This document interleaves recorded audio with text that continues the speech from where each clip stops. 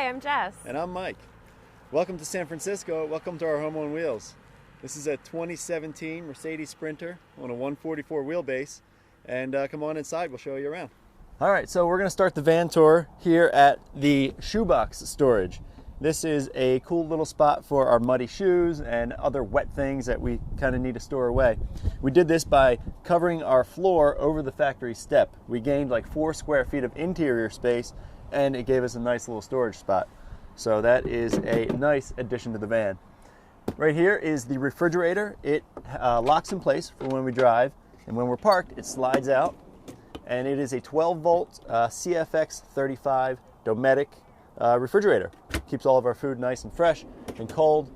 It only has one temperature though, so no ice. Ice is a premium around here. Moving this way, we have a shelf above the driver's seat. We welded some steel frame and kind of fabricated this ourselves, and it adds a whole lot of storage for bags and jackets. Anything stuffable goes up there. Underneath of that, we have our window covers. They are Reflectix, covered in fabric on both sides, and sewn. We sewed magnets into the frame, into the edge of that window cover, so it snaps in place to the metal frame of the van. We also have 2 swivel seats up front. We really only ever swivel one of the seats, but it becomes the most comfortable spot in the van. So it's a great place to sit while you're driving or parked. We also have our kitchen cabinets here. So this was kind of the largest portion of the van build, but we did it ourselves, and we built, 6 different drawers out of plywood boxes, and we put Pergo flooring on the face. It's a resilient, great product to work with, super lightweight. We actually also use this product on the ceiling, so it goes up really quickly, it's smooth, it's perfect material for a van build. But then, once you work with it, you have a raw edge. So we cover that up with aluminum, and we put some marine hardware on here, so these lock in place when we drive and don't fly open on us. Right here we've got some dimmer switches for our LED lights. We've got a kitchen zone, a bedroom zone, and an under cabinet zone. They're all on dimmers, and they kind of work independently. Under the sink we have 10 gallons of water. So we've got 2 5-gallon jugs, and our gray water goes right out through to the floor. But that water right there should last us for about a week. Moving this way, we've got our propane stove, some more storage. We got silverware and food, pots and pans, and more food there on the bottom. Up here, we've got some cabinets, overhead cabinets, toiletries, and more food. We got these cool little hinge stays, so or cabinet stays. Once you flip this thing open, that spring goes into place and goes rigid and holds the cabinet up. And those are held in place with Velcro at the bottom. One of the big design features we really wanted to put into this van was seating. Seating for 2 people and the ability to eat or work and facing each other. Since we both work from the road, it was very important to us to have a good work surface. So this Lagoon table becomes our kitchen table in our office, and it moves from side to side, so you can either hop up into bed, or when the time comes, this seat here opens up and becomes our toilet. So under there we have our composting Nature's Head toilet. The best $900 toilet we've ever sat on, and we would not live in a van without it. Down here on the floor we have our propane heater. So the propane heater and the stove both run off of a propane tank that we store back in that little cubby. So on this side of the van, we have a window that brings in a beautiful breeze. And this is Vinny trying to make his debut. He is a 14-year-old Chihuahua, and he's been really great to have on the road. But in terms of this cross breeze ventilation, we just open that window and turn on the fantastic fan, and it draws in a wonderful breeze. And this is the biggest thing we would have changed about our last van. We did not have any cross ventilation where we slept in the previous van, and it is so important to make sure that you design and build with that in mind. So we're a big believer of using fabric in our van build. So this is just upholstered wood with some batting, and this is Homosote, and that's actually a pin board. So you can see, you can just put your favorite friends up on your wall, like Matt, who's in our Tiny Fest photos.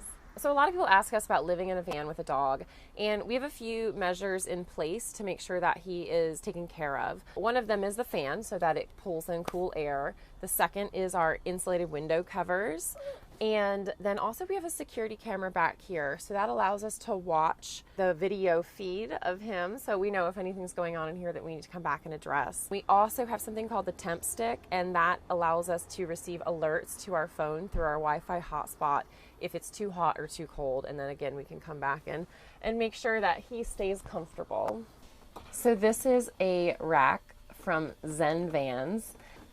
It has magnetic hooks that fold away when not in use, and we put our clothes here every night actually to air out while we sleep so that we can wear our clothes multiple days in a row. All right, so in here we have the brains of our electrical operation.